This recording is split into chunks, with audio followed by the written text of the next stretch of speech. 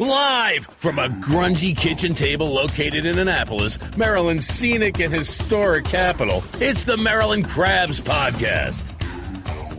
With each episode, your hosts, Tim Hamilton, John Frenay, and the occasional guest will dive in and pick apart the stuff that really matters most to you.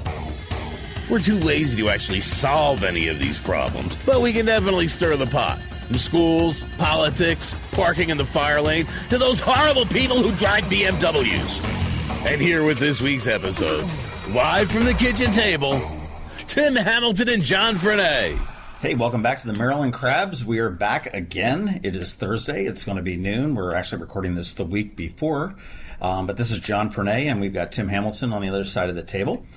And this week, we're actually in the courthouse. I find myself in the courthouse. We have not been indicted. No. I want to go on record as saying that. Yet. Not yet.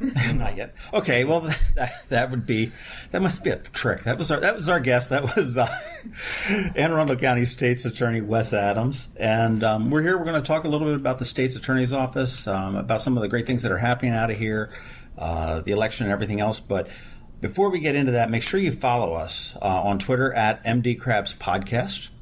You can check us out on iTunes, iHeartRadio, and Google Play, the Maryland Crabs Podcast. If you need to send us an email, info@themarylandcrabs.com, or the website is also themarylandcrabs.com. And Facebook, of course, the Maryland Crabs Podcast. And now we're out of time. Thank you very much for coming in.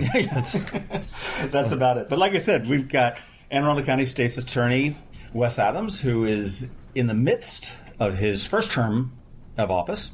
And when you walked in, I kind of heard in my head that dunk-dunk thing from Law & Order. Yeah, no, we don't get accompanying music as we walk on through. You really ought to think about it. We can probably do that. Works out for them really well. I don't know if the county council would put that in the budget, having a traveling band walking alongside. Well, you just put it on your phone. Just play it when you walk in. I heard dramatic. Steve's getting the Hail to the Chief thing when he comes in now. I do know that I think the Law & Order is a ringtone that you can download on your phone, but I still go with the standard Verizon beep, beep. Yeah. How much Law & Order effect do you get where people think they know more about what they do just because they watch all this? I do it all the time. I'm like, that's fruit from the poison tree. You can't use that. It's actually the poisonous tree, not the poisoned tree. But I guess we're done here now. For a long time, and in Maryland case law, we had a thing called the CSI Effect, which actually, up until a few years ago, the judges had given you could request a CSI instruction, and that talked about how the state isn't basically required to prove guilt like a TV show, because inevitably on CSI, you have more than an hour. First of all, well, that's one thing, but I don't no have commercial breaks. the runway model crime scene technician that could walk into. You really got to talk to counsel. You really ought to get one because they look great. But inevitably, one of these people walk into a 6,000 square foot garage. They find a magic cat hair, and 10 minutes later, they've analyzed it. And they're like, "Oh, Frenay's the killer." And somehow, wait a minute. But somehow, stuff like that doesn't happen. And so, what you were finding is, while those shows did a great job, piecing together hypothetical criminal situations, sort of taking real life possibilities, and pushing the envelope on what forensic technology could do, it was putting us at somewhat of a disadvantage, because then people would expect us to come in and match TV. I just think about where you're looking at the picture and you're going, enhance, and it's like zooming in and just... Well, I'll give you a real life example. I prosecuted a double homicide of a mom and a daughter, and we found them burnt up in a car. The one thing that was left over was a beech tree leaf. It was tucked into the victim's a leaf line. From a tree. From a tree. Okay. And we tracked back to a place where we thought the bodies were being held for 24 hours. And I tried to pull DNA out of the beech tree leaf and match it to the beech trees on the property. Because you can match DNA from... Trees have DNA similar in the same way that human beings do. And so we literally tried to, for the first time ever in the state. The only problem was that because of the accelerant used to burn the car, it had degraded the DNA inside the leaf to the point where we weren't really able to match it up to any specific tree on the property where we thought the bodies had been held. But that is an outgrowth of what CSI is all about. And I was kidding about it, but also I heard that there is an effect of that where people, it's very basic, but people have learned how to destroy evidence. For example, like bleach down drains and stuff like that, where you do get that sort of effect. Sure. So and can you really track internet history and stuff like that? Like see where people have gone on the. You want to give me your phone? No, it's off right now, and it's battery's really low. So there's some great tools cyber-wise that we can do, and. It's the interest. There is definitely a learning. I mean, criminals learn, and prosecutors keep going. And it's like an arms war. It's a game of cat and mouse. Yeah. I mean, you don't ever start. I'll tell you what. Let's take one step back forward. Boy, that makes a lot of sense. Okay, we'll edit that. Let's take one step backwards. Nobody really seems to know. Not nobody, but a lot of people don't really know what the state's attorney is. Okay, we hear this term all the time. I mean, up in Baltimore with the riots, I mean, we heard about Mosby. We've heard, we've got the press releases. Wes Adams, state's attorney, has announced and everything else. What is it that what is the role of the state's attorney in the criminal justice system? Sure, and so it's a great question, and it's one that I get constantly because people confuse state's attorney with, say, attorney general. And I always try to explain we're called state's attorneys because we represent the laws of the state of Maryland, and each state's attorney we have our own jurisdiction, so there's 24 of us. So the state's attorney is the elected official that heads the prosecutors, and each jurisdiction has a prosecutor's office or a constitutional office, and our job is to build, investigate, and eventually present every criminal case that occurs in our jurisdiction, every violation of the state law, to a judge or a jury for resolution, whether it's guilt, innocence, diversion, mediation. But that is our primary responsibility as a prosecutor. We are the prosecutors. We're the arm that enforces the law here in our jurisdiction. That's our basic role. And we do that. Now, is this organization, is this department, a division, is this a state office or is this a county office? It's again another great question. We are a state constitutional office. You give him a big head. Just don't compliment him. They're good questions because if you have the question, then I think other people do, and it's great that somebody wants to, or that people really want to understand what our exact role in the county government is. So, I am not a division of the county executive. I do not fall under the county executive. We are a separate office. We work. You eat crabs with them at the crab feast. No, we do more than that. I mean, county executive Steve Shue and I, we work very closely together. But we have to because his agenda in keeping the county safe funds me and helps me do what I need to do. But it's funny, we are a state office, but we're really funded by the county. So we're a state constitutional mandate that the county must fund to make work. Okay, this is very similar to the election office, I think, election bureau, because I think I remember talking to Joe Torre once who said that he's a state employee. You got the Yankees manager on? Yeah. That's what I thought. I was getting all excited, and it was like... Oh, we were really embarrassed we got all our questions are way off. Be prepared for the wrong guy. And I mean, as a Red Sox fan, he was a hell of a manager. But I watched him growing up as... I'm from Long Island. Right. If you guys didn't know that. Where are you from, Long Island? Town called Bethpage, where the golf course is? Mm-mm. Yeah, where they had the U.S. Open there. Oh, yeah, I know that. Right, Bethpage Black. You don't have the accent. It was... We just got to get you drinking. It was nicely cajoled out of me when I got to undergrad. So my father was from Queens, so you couldn't hear his accent until he got mad. They didn't like me talking like this, so they thought Long Island boy, that doesn't sound too smart. So the case went down the toilet. Yeah. So it took a little while to learn how to speak properly. It's very Eliza Doolittle sort of thing. It's someone training you with records. No, just you listen to enough people long enough, and really in law school, they as a trial lawyer and part of your trial ad, they want you to speak slowly and enunciate and speak clearly. And I just where'd you go to law school? I went to Catholic University in Washington D.C. Oh, my sisters went there, and my mom. They all got their masters there too. It's a great place. They're Catholic. Had fun. What was the bar down there? Kitty O'Shea's? Is that right? You're probably studying too hard. You got to narrow it down to one. Yeah. It was more down. No, I thought it was Mick O'Shea's. Kitty O'Shea's. I never went. My sisters got their mail sent there. Kitty O'Shea's. That's fun. More down by Union Station. That's where we hung out down there. Irish Times. Irish Times. Yeah, we used to go there before the Redskins been. That's fine. So you're mandated by the state. Yes. Funded by the county. Yes. Now, do you fight like the school board for your money? I don't know if we fight anybody for our money. You'd win. You're really tall. You submit a budget to the county executive? The county executive actually proposes a budget for us. We talk and work with them to make sure that we are, that I can do my job and protect the citizens with criminal prosecution and, work on some of the other things. We're really a public safety agency. My lawyers do work to prosecute crimes. That is our core function, but I kind of look at the job a little bit more expansively than that. We really tried to create a lot more outreach since I've been in here, and you guys know. Let's go down that road a little bit there because you're the guy that's on the other side of the table. Sure. in the courtroom. You're trying to send whoever it is to whatever punishment it is that they may or may not need, hold them accountable. But there's an awful lot extra that you're doing. Yep. I've been to several of the Not My Childs, and usually you look around the corner and there's a real tall guy in the corner, and that's Wes Adams ready for his speaking there. The drug court, yes, which has just been a wonderful success. Talk a little bit about the outreach that the state's attorney's office is doing.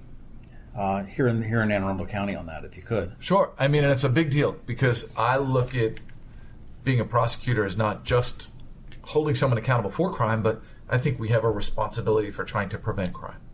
And one of the things that I really tried to do when we come in is develop a program or develop programs that keeps us out in the community so that people understand what it is the state's attorney's office does, so that they're not afraid of coming into a courthouse, so that they can arm themselves with tools to protect themselves from crime, so that when there are opportunities to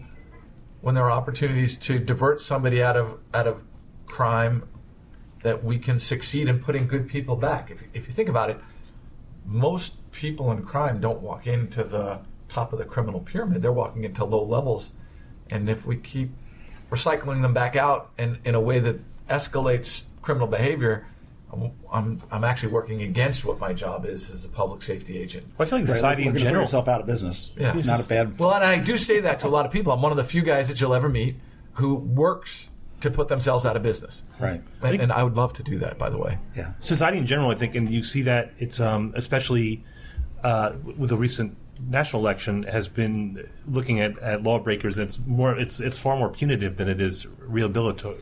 Rehabilitative. Thank you. So you went to lawyer school. I don't know whether that's just narrative from one side or the other. It is. I think that, look, I'm not a big fan of giving everybody a trophy. I think there needs to be some failure in life. It's how we learn as people. I'm a big fan of holding people accountable for what their actions are. I grew up playing ball. I played baseball and football through college and a little bit of baseball afterwards. And it's a meritocracy. If you catch the ball, you're on the field. If you can hit, you stay in the lineup. So you fail, they don't say, well, we're gonna expand the lineup to 15 people just because I got 15 guys that can hit. They say no, that top 9 that are productive hit. And so I like the notion of being able to hold people accountable, but we have to be able to teach and grow and have people succeed along the way. So, well, interesting. We were talking before you came in the room, and I was talking about someone I know that was caught up in heroin. Yep. That this was in Western PA, and which is a very economically depressed area, and heroin is a serious problem there as it is everywhere else. But I saw it close up, and what was interesting to me was, there was a punishment aspect that went to it, and of course, because it's illegal, because it wasn't just he was using, he was also transporting, and Right. But he turned state's evidence, and so he got a second chance. But coming out of it, it was interesting seeing the cycle that he was in. Is that first of all, you're never free from it. You're always just a hair away from falling back into it. Crabs in a pot. Since I'm on the exactly right crabs, and then but the second part, look at you closing that loop. Do my best. But the other part was him getting a job, him being able to go out of town to get a job. It was just that all of a sudden, when you say your life is ruined, I mean that is kind of a hyperbolic.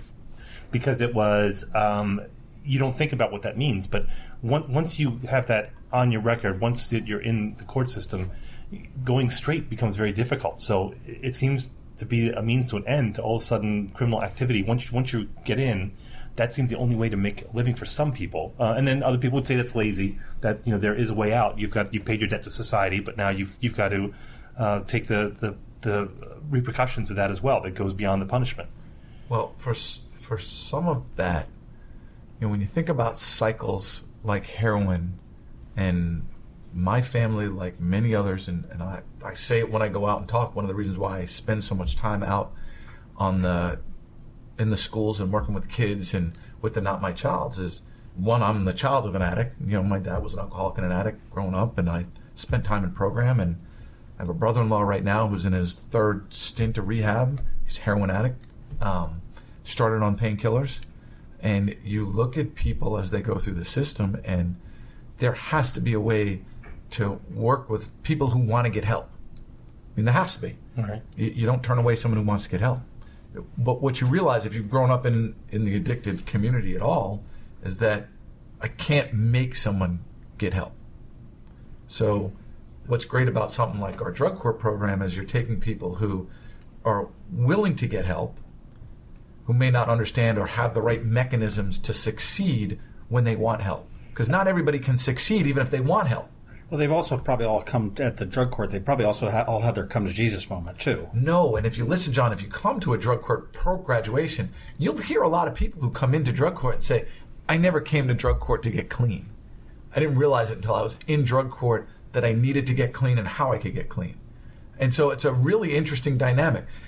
A lot of them are willing once they get in it after a while, but you'll see people kind of get in, they fail a little bit, they feel the bite of sanction, they have their hitting bottom or their come to Jesus moment, as you said it, in the midst of being in drug court. They don't enter it because they've had their come to Jesus. Some of them do, and I don't. Right. But not everybody starts in that model. And what's great about drug court is that we give people a time to change behavior. And I want you guys to think about just sort of the bell curve, and this is what I think a lot of people miss about heroin recovery or any addiction recoveries. If my drug addict is starting drugs at 14 years old, let's pick an average age, 14, and you can't get into my adult drug court program until you're 18. Wow. But the reality likely is that it's going to be longer than that. You've been modeling abusive drug behavior for 4, 5, 6 years. Do you think that I'm just going to stop you at a 28-day inpatient? I'm going to redirect 6 years of behavior, and you really think it's longer than that because by the time they pick up their drug, they've been modeling some type of abusive behavior before that. But do you think my 28-day inpatient program is going to redirect 6 years of behavior? So I'm throwing that back at you. Yeah, no. Because you said throw some things back. But So there. Do you think, my question to you... I didn't realize that. But and so that's why the drug court program that goes over 18 months, that it's a long-term behavioral modification. I'll throw it at you in a different sense. Patuxent, our Patuxent Institute, best success rate for recidivism of any incarcerated program in the state of Maryland. Patuxent, the people who come out of Patuxent, inmates who come out of Patuxent are twice as less likely to commit a crime as regular Gen Pop. Why is that? Because Patuxent takes their youthful offender program takes kids, younger people, and they spend years working with them, developing skills, developing decision-making skills, developing life skills, developing choice skills, so that when they exit criminal behavior or when they exit incarceration, they have a foundation to live in civil society correctly. And so that's providing with the tools, and that's what I was talking about before. Is that people come out of the system, they don't have any tools to cope with what straight life is. And the same thing with our drug. The ones that they learned while they were exactly. And how many times have you heard that people come out? What was that in Shawshank Redemption? It took me 20 years in prison to turn me into a criminal. That was. Well, I mean, it's no different than public housing too, as well. I mean, you talk with Robert Eve said that. If you don't get the tools in public housing, once you get out of it, if you don't have the tools to figure out where to go to get an apartment, to get out of that, to get the job and whatnot, you're just going to go turn back and you're going to go back to selling drugs or violence. But addiction, even drug addiction, alcohol addiction, I've been thinking about this because it's interesting to me because you bring up how do you undo a 6-year habit with the 28-day program? And I've always wondered the efficacy of like an one size fits all when it comes to addiction.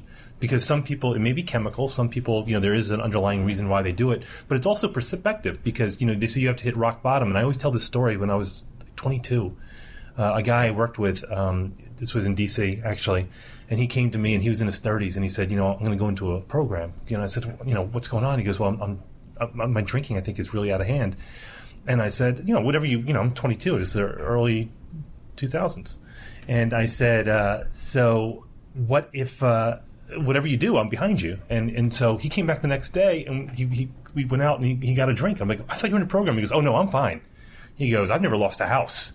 I've never lost my job. My family's still there. So for him, he went to AA meeting or whatever, Al-Anon, whatever it was, and he heard these horror stories about people, and it was that perspective that, he probably did have a problem, but for him, he goes, I was almost embarrassed to say what my problem was, that I drank a little bit too much each night. So my point is that, you can have a spectacular flame out or burnout when it comes to heroin. You get caught up in the legal system or what have you. But what about those people, it's quiet addiction almost, where they're functioning and they're fine, they're not breaking law, and no one knows that they have a problem. And that's got to be a miserable, lonely, hopeless existence because you don't have a cry for help because you never hit rock bottom. Well, hitting rock bottom and needing help, I suppose, are two. They're I don't know if they're mutually exclusive, but they're certainly, you don't always need to hit rock bottom to need the help. Right. So no, that's my point. Yeah. But you don't know you need help until you're not when I see hitting rock bottom, it's when you're ready for help. Mm-hmm. Needing help and being ready for help are two different things. Right. Because the guy who's shooting up, who could potentially get in the car and drive and kill somebody, or doesn't take care of their kids, or is diverting money that they could have otherwise used to feed their child into the needles, into feeding their arm, that person needs help. Whether they're aware of that help or not or their need for help is two different things. But, like I said, my personal experience is watching somebody feed the vein instead of feeding their kid. And that's... Well, and that brings it up. So I know I have a lot of friends who are police officers, and, it's funny, they have that kind of veneer that, nothing bothers them. And you get a couple drinks into them, and they'll tell you about one or two cases that just... Cases always bother. Yeah, and it just doesn't get away from you. Do you have those? I know you do, but do you have one that, like, from when you started, and you don't have to get specific, but that where you still think about from time to time, said, I wonder whatever happened to that person, or, just you let one get away, or even on the other side, that you made a difference, and, that... So I can tell you, you always keep in mind the ones you made a difference. Because I did homicides for so long that the ones that got away, they were already away. But a particular homicide, it stemmed out of a shooting. So there was an earlier shooting, and my victim ended up talking about the case. They thought that he had snitched on him. Right. And they took my victim and his cousin out for his 21st birthday. And on the way back, they tried to kill them both. They executed the one kid in the car, and they shot the other one. Gun jammed, kid dove out onto the side of the road, scrambled down into the woods, kind of collapsed at a fire station, and ended up surviving. And this was a kid who was involved in the drug trade, involved in it was up in Baltimore, so from a poor socioeconomic area, was a street kid, hard, did a lot of, involved in criminal activity. And over the course of a year and a half or 2 years when it took to prosecute the case, by the time we finished, and the mom was just a mom and a couple of sisters that were really his support network, slowly changed, went through the system, kind of was forced to change because by testifying, he put himself back at risk. Got the kid. He ended up getting into trade school, became a plumber, became a master plumber, moved down to North Carolina, took the woman who had his child, his baby's mom, and, That's awesome. and married her, and got himself out of the city, out of that lifestyle, and is, hopefully growing old with his kids or multiple children. To me, that's a great story.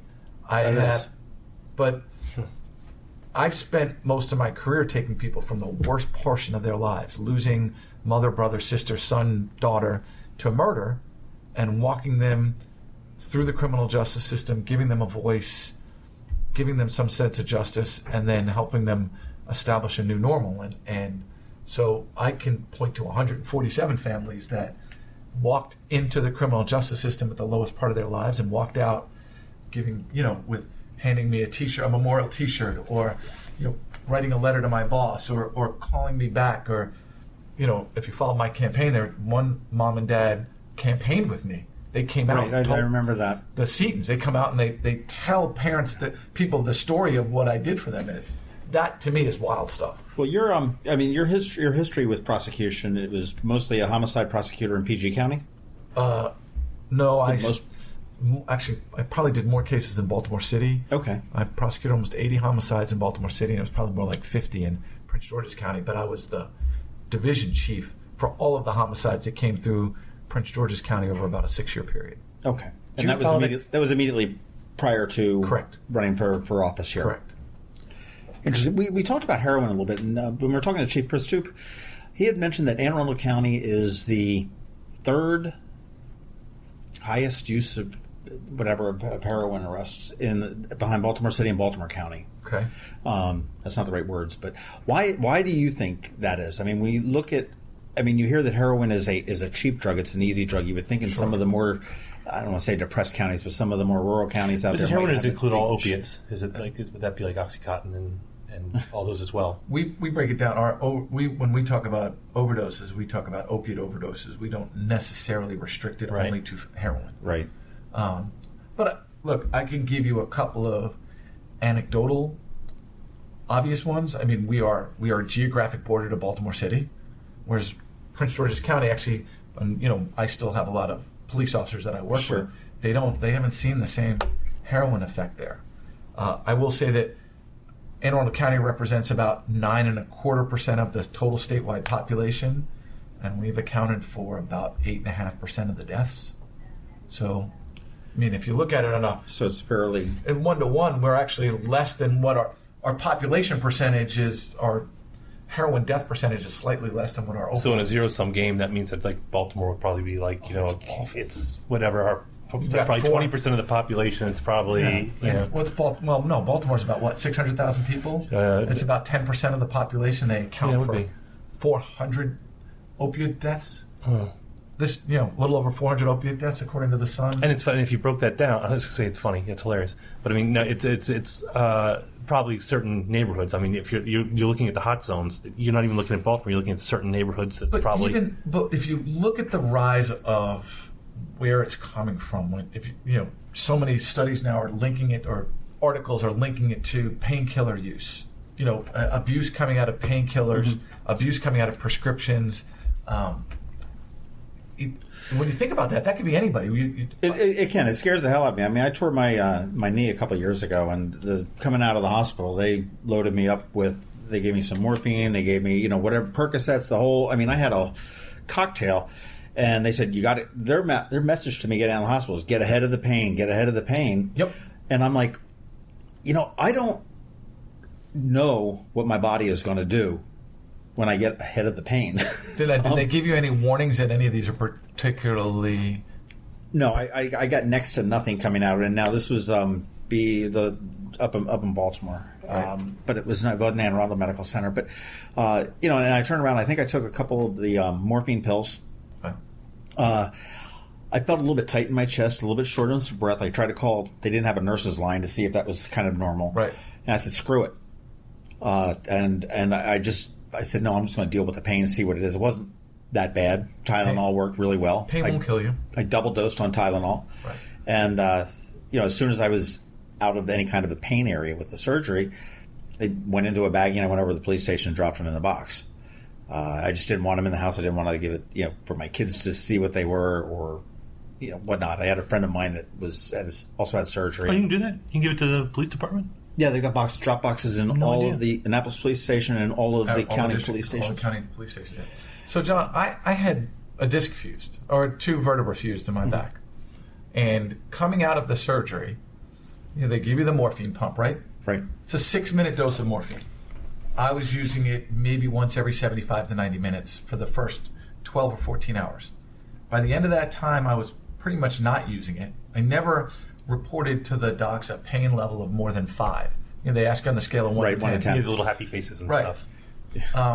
Made it through my entire second day without using my nurses were laughing at me. They're like, you're not using the pump. Got a little uncomfortable just from They're walking by and pressing the button for you. Stay on my back. Sure. The second day. So a little bit of morphine when I went to sleep. Third day, up walking, which is required before they'll let you leave the hospital, but still never reporting a pain level of more than 5. They gave me 90 hydrocodone walking out of the door. That's 90. Now, that's 7.5 days. I think it's the state, they look at prescribing no more than 7 days, but it's like $7,500 street level narcotics. I was going to say, it's a good part-time job. Is that how much that is? Yeah. It's about $80 a pill. Get out of here. No, I'm not kidding. But it's your office, so you can stay. But seriously, the pharmacist came in to talk to me about it. And he comes in to give me my prescription, and he talks. The only thing they tell you about when they're giving you an opiate is, you ready? Constipation. Yep. That is the only thing that they warn you about, is that an opiate can constipate you. And I looked at the guy, and I'm like, are you kidding me? We are in the midst of a heroin crisis. It's coming from pills, and you can't explain to me that this is potentially addicting. Do you have an offer? And the poor pharmacist didn't know what he was walking into. No. I got him cornered in my suite, my hospital room for a little while, and I don't know if I'm yelling at him, but I'm excited about this. I'm going, come on, man, this is what I deal with every day. I got people dying. He wants to calm you down and give you a sedative. He couldn't wait to get out of my room. But that to me, so like I've talked to Delegate Kipke, the House Minority Leader, and one piece of legislation we've talked about is having doctors, pharmacists warn patients about the addictive quality of opiates as pain meds, and offering alternative meds. Why should, like you said, John, look, Tylenol and Advil, most should knock out most pain. Shouldn't a doctor want to know if I'm 4 days in and I'm hitting 2 hydrocodone every 4 hours, which is 12 a day? Right. Shouldn't a doc want to know that, hey, look, I'm 4 days out and your surgery didn't work, I'm still in a ton of pain? Or wouldn't it raise a red flag to a doc that's, hey, maybe something's wrong here with my patient? I will say, though, so I had a bulging disc about 1.5 years ago, and the pain was exquisite. It was amazing. Oh, it's great stuff. Yeah, well, so I went to the doctor, and I went to the emergency room, and they whacked me with a bunch of stuff, and so they gave me a prescription of Vicodin, I think. Yeah. And I have a resistance to opiates, so I don't get that rush. I don't, that's what I was looking forward to, but didn't get it. And the pain was still there, so I called I called up the pharmacist and said, or I called the doctor. He goes, well, we're going to switch you to Dilaudid instead of this. So I called the pharmacist the next day. I said, I'm going to pick this up. And she said, and this was the CVS. I'll give her credit for this, over on Bay Ridge. She said, I will not fill that. And I'm like, what? She said, I will not fill that. You just had a prescription yesterday. I said, well, he gave me a new prescription. I said, I can turn this one in. She said, sir, I will not fill that. Now, I was not as reasonable as I was now. Because I was a little bit in pain. But she wouldn't do it. So, to her credit, she put 2 and 2 together. I had a prescription of Vicodin the day before, and I had a prescription of Dilaudid. She thought I was doctor shopping or what have you. Right. So she put 2 and 2 together. But to your point, no one ever said, and by the way, I was only on it for 4 days because I didn't care for it. Getting off that, it felt like I was quitting smoking again. It was, I was pacing around the house. I didn't feel the next day going, just 4 days put me over the top with that. Yeah. It just shows you how easy, Rush Limbaugh was doing what? 50 pills a day, something like that? Well, Keith Mills, when he comes out and talks to us, Keith comes out and talks with us on the Not My Child panel, and he gives his story about how he slipped into pain pill addiction. And just think about, they've approved Oxycontin for 15-year-olds. Mm-hmm. A couple of weeks ago in the LA Times, there was a story by Big Pharma, by Oxycontin, one of the producers, about how they're just getting started and how they push advertising to overcome opiate use resistance. It's crazy. And then add in, you guys know that I coach youth sports. Right. Add in the notion of, when I played ball, I didn't see an ACL tear until I made it to college. You didn't see Tommy John surgery until you're in the minor leagues. Now you've got I mean, I lost... Three Green Hornets are out every season with it, yeah. You know, at my 13U level, I'm telling you, when I had my 13U team, you know, my kids are now... My first team is now 2020s. I'm back with my 13s again, but I lost a 13U to a torn ACL. Who are you know, when did you hear of a 13-year-old tearing an ACL 15, 20 years ago? Never. You listen to Dr. Andrews about sort of the repetitive nature of injuries that are coming from overuse in sports. Well, because parents are having their kids just stay in one sport that, you know, they specialize, and that's not good. So when you think about the complexities of trying to solve a heroin addiction, a heroin crisis, and you add in a notion of, I mean, who thinks that specializing in sports will topple a set of dominoes that are going to topple 15-year-olds tearing their ACLs, that are going to put 15-year-olds on Oxycontin, that are going to give 15-year-olds the rush of an opiate, that are going to put 15-year-olds in the pipeline to drug addiction. Well, and try to solve that, because I can't arrest my way out of that. No, and that is a cultural shift in the way. Take marijuana.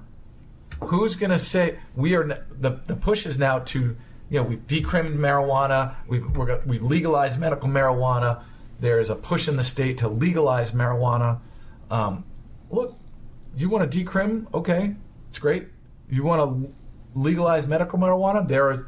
We have legalized opiates. You know, there are people that use it.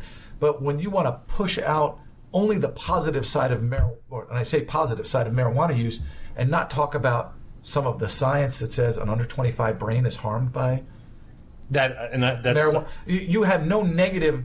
There's no negative spin on marijuana use, and so kids are only hearing positives of marijuana use, and they're like, "Hey, I can use it." You know, it's. My daughter did that a little bit when she was looking at schools. She went through this little rebellious thing, and it was because I think we caught some pot in her room, and my ex-wife and I sort of called her on the table on it, and she's like, "Well, yeah, I want to go to Delaware where it's medically allowed." Yeah, how is her glaucoma? Is it doing better now? Huh? Yeah. So she, it was like, yeah, okay. She said, I'll find a doctor that'll prescribe it so I can smoke it. And I was like, well, no, and she grew out of that phase. I mean, that was just sort of a pushback phase, but. But kids do have that attitude. You're right. But weed's been around forever, and I mean, I don't smoke it, but I mean, I have no problem with legalization. But I have read those studies too, because I've always said I'd rather my kids smoke marijuana than drink, because I've seen the effects of drinking, being Irish background, but on the other hand, I've read those studies as well, and they're confirmed just saying that kids under the age of 25, that there are some serious effects to brain development. Yeah, because if you look at when I'm talking to kids, and so.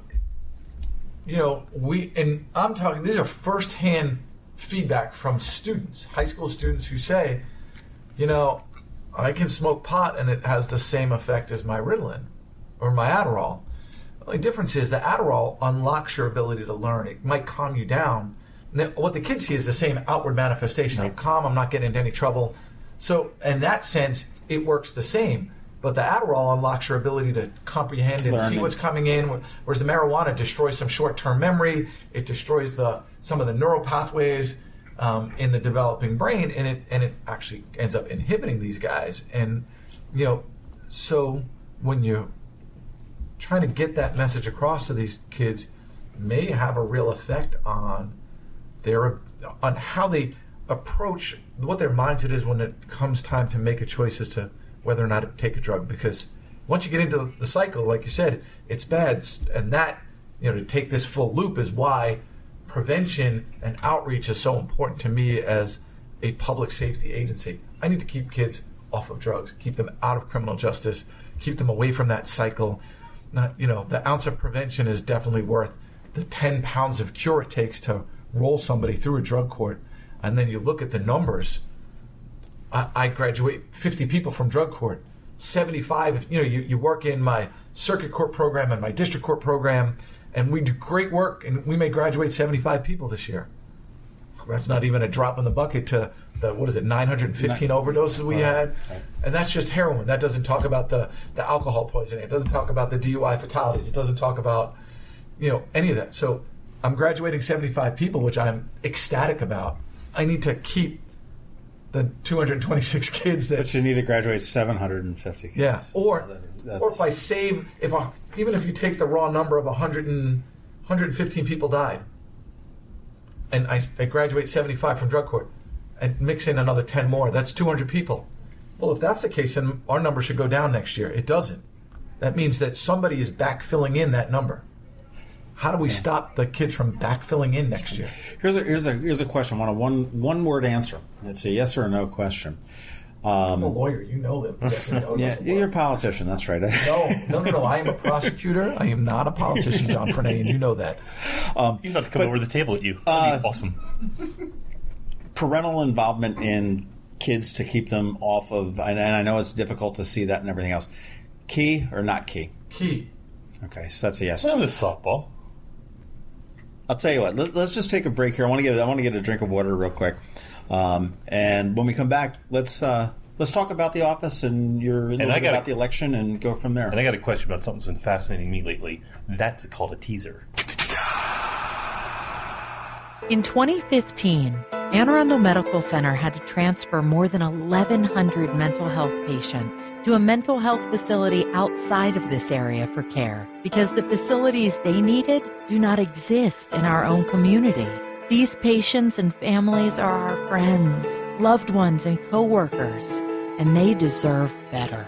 Join Anne Arundel Medical Center and presenting sponsor M&T Bank on Saturday, April 29th in Annapolis at AAMC's Denim and Diamonds Bash. Denim and Diamonds is a wonderful evening under the stars, featuring fabulous cuisine, gourmet food trucks, silent auction, and dancing, all to support expanding mental health care in our community. It's an evening of great fun, but it's not just a party. For tickets and sponsorship, visit aamcdenimanddiamonds.org. And we're back now. Anne Arundel Medical Center and the Denims and Diamonds. They had it 2 years ago, and it was a great party. I remember you were there. You sucked down one of my free tickets, I think. I think so. And are you going to be there this year, you think? Well, I'd like to see if I can make it out there. It's always a good event. And I'll say, if they won't cop up a couple tickets, let me know. I might be able to find one for you.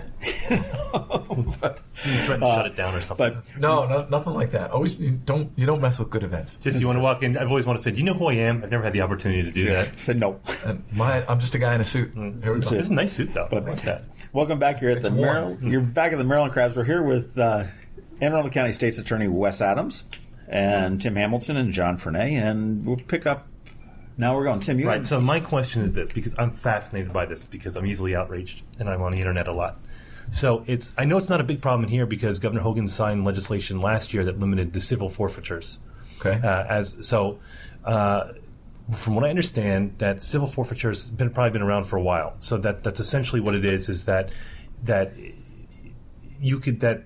districts can seize and police departments can seize property that was used or presumed to be used in a crime, or it doesn't have to be proven. Drug crime. Right. But I don't think it has to be. For example, I'm thinking of a case in Albuquerque where some kid was taking the train from El Paso. And we're going national here, but I want someone to explain it to me, and you're a lawyer type. So they were going from El Paso to... I'm really good with Maryland law, not so good with Albuquerque law. Yeah, but I think the law is... the principle's the same. Basically, the kid had about $15,000 in his pocket. He was going to L.A. because he wanted to make it big in hip-hop. And so they detected an odor of marijuana. They searched his bag. They didn't find anything, but they found $15,000. And they said, well, he had to prove that the money was not used. It was not from a crime. Sure. But now I know that some jurisdictions, and there's one down in Texas, I think around Texarkana, that's particularly bad. Some jurisdictions use this as an alternate way to fund law enforcement. The principle is that there's not enough money in the budget, so this is a way that and it's divided among local jurisdictions and feds and what have you. Okay. But I think the ACLU, the Koch brothers, there's such a mix of people who've gotten together to fight the civil forfeiture. Most civil liberty groups. Now, like I said, it's not an issue in Maryland for the most part, because from what I understand, that the governor had signed legislation, I think last year, where he limited the civil forfeiture, and I think that the sheriffs... They shifted the burden. So last year when they signed when the new legislation went into effect, I think there's a minimum threshold. I believe it was a $300 threshold, and then a little more due process of proving that it was connected versus burden of them proving that it wasn't connected. Right, it was like the state of Texas versus $3,000 found in a bag at this address. But that's always on a civil forfeiture. And on a civil forfeiture, that's what it always is. It's the state versus the piece of property. And then the property owner comes in and claims that it wasn't. Mm-hmm. So it's just a little bit different. Our current legislation is probably a little more pro defendant or victim in that regard, that the burden's on us to prove versus the burden not being the burden on them to prove that it wasn't. It was just interesting because it's one of those things that it makes for a good story, because the outrage that you have when you're just reading about the guy. I think it came to in Illinois, where I think it was a sheriff, the county sheriff, he loaned his car to someone, and they stole some wire or something. They seized his car and he couldn't get it back, and that's what thrust it to the spotlight. I guess that would give him some motivation to change it. Right, yeah, so that wasn't nearly as exciting as I thought, but just read it. It's a great story. Interesting. 5 years ago. Yeah. I'm not asking you to come up with things, but the word on the street was that if you wanted to do a crime, you come over to Anne Arundel County, because that was in the newsletter, criminal newsletter. Yeah, because the judiciary tended to be a little bit more lax than other jurisdictions, whether it be PG, Baltimore, or whatnot, and that was primarily drugs and stuff like that. And it seems, and I would tend to, as an outsider looking in and looking at the news and whatnot, I would probably tend to agree with that. I mean, I've seen some crazy rulings come down off of the bench of various judges over the years that you just sort of scratch your head. I know one brought Bill O'Reilly knocking on Joe Mang's door. Which one was that? It was a child molestation, and he had basically released the guy back to home arrest, and then allowed him to go out to work on his. He squeezed that in right after the War and Christmas story. He should have had him come babysit his grandchildren on the weekend. That would have been my suggestion. But it's really changed. I mean, we sit there and we see that lately. I mean, I see the releases that come out of your office. And I don't think you're out looking for the guy that's smoking a joint on the corner to lock him up for 20 years, which probably by the letter of the law you probably could. But some of these larger drug deals. I mean, we've had a couple of heroin busts, we've had a couple of large drug deals, we've had some human trafficking, we've had some murders. There's been some pretty grotesque molestation, child endangerment cases and whatnot. And it seems to me that the county has taken, in the last 2 years, and I will credit since you've come into office on that it's really seems to have turned around. Do you agree? And what have you done to facilitate that? Well, he's not going to start. Well, I'm not that effective. I don't do that. That's no. What I would say is, what I really credit, I think, which is what a difference is that I have asked, and my lawyers have responded with great advocacy. They have worked hard to present solid reasons to the judiciary so that they would hold the people accountable with legitimate sentences in cases where it's warranted. And I think what you're starting to see is my lawyers, and this is overall philosophy, and I prosecuted in Prince George's County and Baltimore City. I didn't prosecute here. So, I don't have some of that perspective that you do on a day-to-day basis from back then. I can mention it anecdotally, and I saw some cases. But the truth is, I really work for my lawyers to take a case and look at it as a trial when they get it, prepare it to the degree that it would be worthy of taking to trial, and being ready to take a case into trial. How long does that take, out of curiosity? Depends on the nature of the case. You could take a shoplift and be ready to try it in 7 days.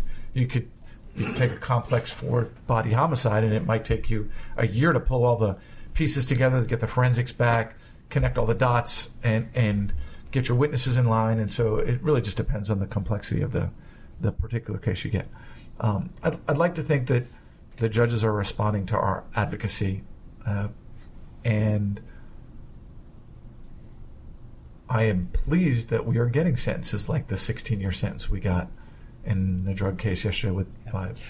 I mean, and I will say I don't want to say wouldn't say it's soft on crime, but I'm seeing that the sentences are fair. I mean, where you say somebody that may be up for 50 years. Right. It may not necessarily get to 50 years, but it's certainly not getting we're going to suspend, 49 and a half of those years. And I mean, there's significant sentences. They're meaningful sentences. Sure.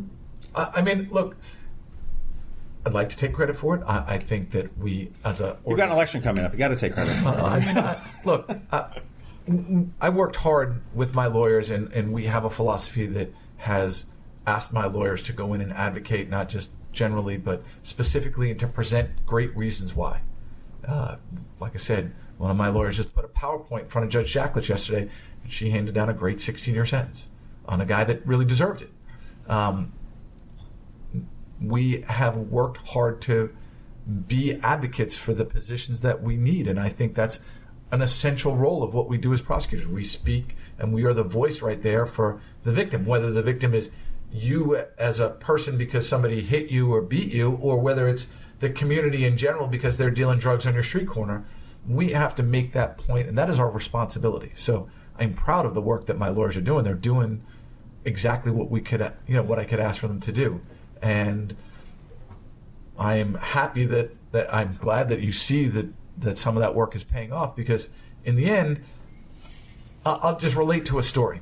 When I first got in here, John Church and Jason Knight took over a homicide case. When we had taken two your attorneys. John is the deputy state's attorney. Jason Knight is the chief of violent crimes. Oh. So they took over this case. The plea offer in it had been 25 years. And John and Jason developed a new witness, somebody that was known to the previous prosecutors, but they didn't want to use.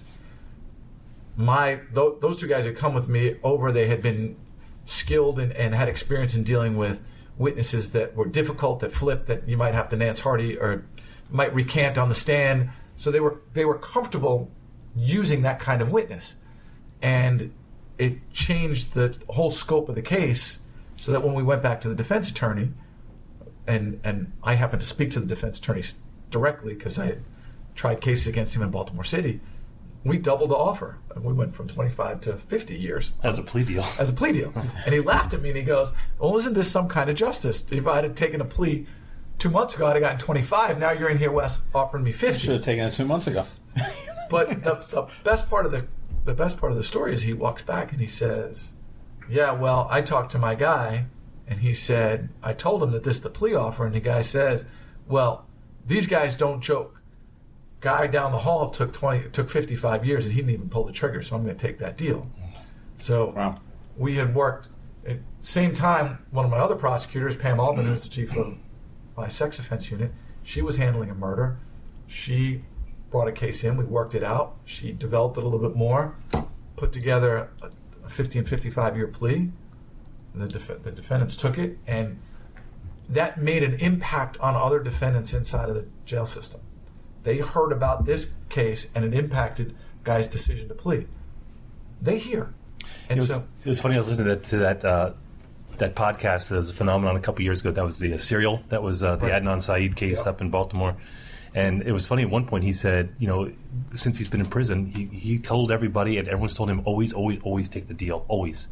And there's some guys, well, I'm not going to plead guilty to say, he goes, always take it. He goes, because... Can't say that. But, yeah, look, I like to think, John, we have worked very hard, and I have asked a lot of my lawyers to develop their advocacy in sentencing. Are these... How much of a turnover did you have when you came in here? I mean, the old administration under Frank Weathersby seemed to be very deeply rooted in cronyism and the old boy network. And you don't have to comment on that. I'll own that. I'm on him all the time about that. I'll own that. I don't need talk to him after this. But I know that you had some turnover when you first came in. Sure. Which is to be expected when any kind of new leadership. I mean, what's your tenure in the state's attorney's office of the attorneys that you have right now prosecuting crimes? We have anywhere from, I think we just hired one the other day, to I have a good mix of, like any good team, I have a great mix of some veteran prosecutors. And Pam Alderman, who's chief of the sex offense, is, I think, a 19-year prosecutor. And I thought you were going to say 19-year-old. I'm like, no, really? Billy Katzif, who's been here for 37 years, who works with our screening unit, and Larry Caporale, who's in charge of my property crimes division, has close 20 or 20 plus years, and Warren Davis, and And then I have Jason Knight, who came over, and even the guys that came with me. Jason's a 10-plus year prosecutor with Baltimore City and Prince George's County in his background. John Church, 20 years as a police officer, so knows the county, and then almost 10 years as a prosecutor. We have Claude Devasty-Jones, my other deputy, 17 years as a prosecutor, chief of the district court division in Howard County. I've got people with as young as 3, 4, 5 years in my doing violent crimes, and you're fresh out off the boat. So we have every level of prosecutor, great blend of new blood, energy, old blood experience, all the way up and down. It sounds like it's working. All right, what's your one case? Your biggest yes. You got to brag about one case that you've had in the last 2 years. Wow, just one? Yeah. Larry Adams. Don't shoot a police officer. Okay.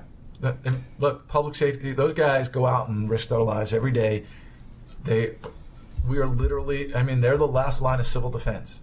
Without law and order, you don't get to walk down the street safely. Now, Larry Adams, for those that aren't familiar, he was an Anne Arundel County police officer, was on routine patrol. There was something suspicious at a 7-Eleven out in Cape St. Clair, near Cape St. Clair. He actually stopped to help a woman whose car looked like it had broken down on the side of the road.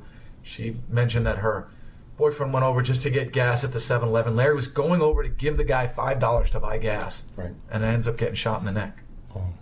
Rehab, and I don't know if he's back on the force yet. He is back on the force and has shifted through a couple of different positions. Light duty and but he's on full duty.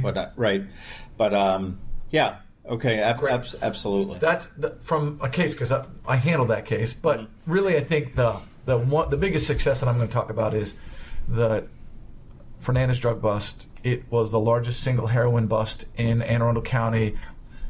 It was the first wiretap that this office, that the Anne Arundel County State's Attorney's Office, in its history, originated. So when we came in, we ran the wiretap, not a Fed. The Feds didn't run it. It wasn't a conjunction. It was the State's Attorney's Office for Anne Arundel County working with the Narcotics Division of the Anne Arundel County Police Department. We found a target. We put together a wire.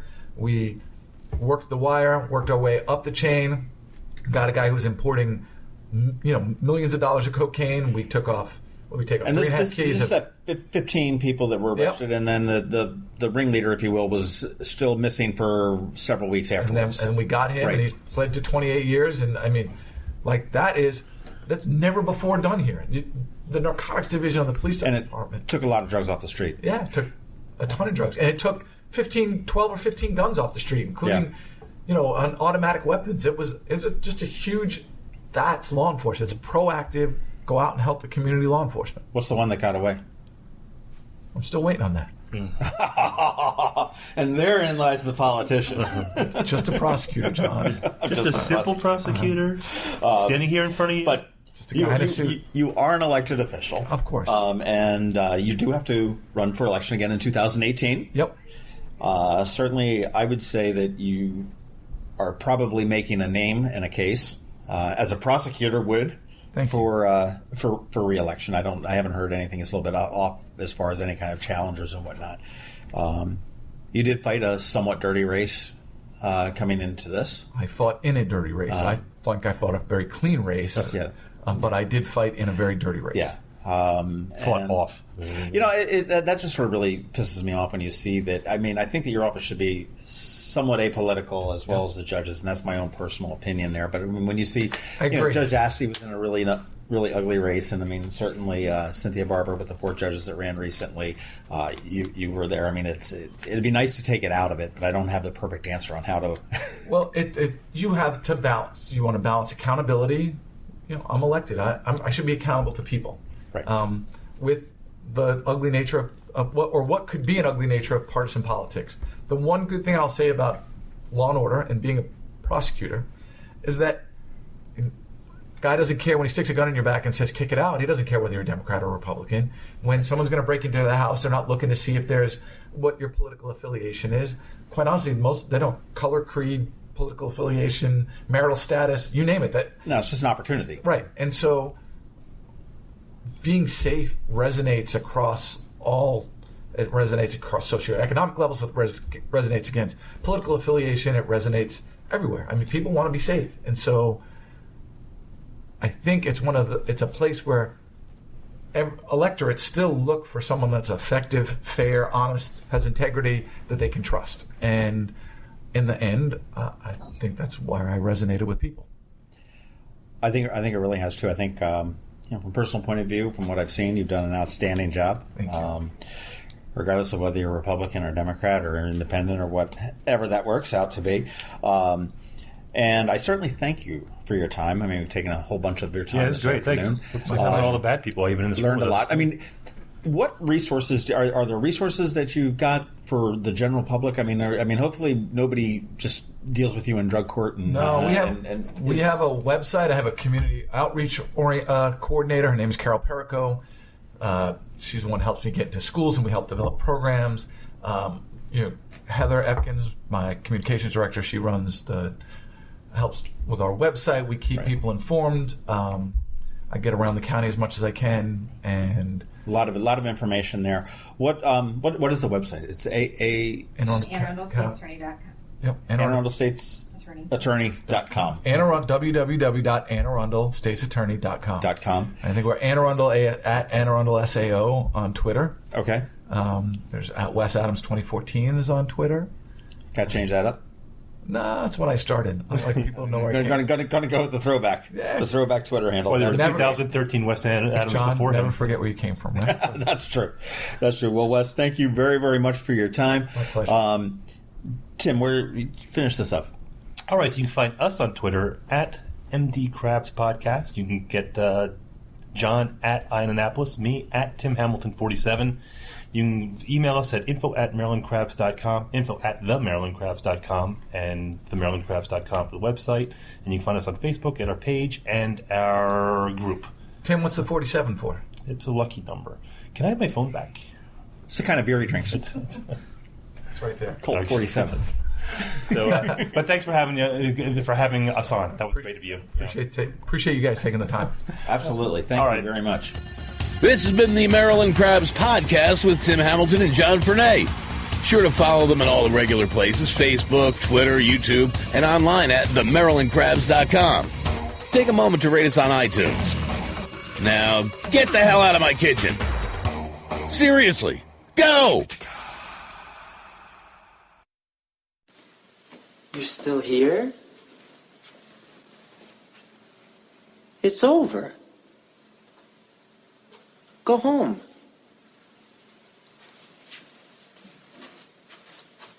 Go.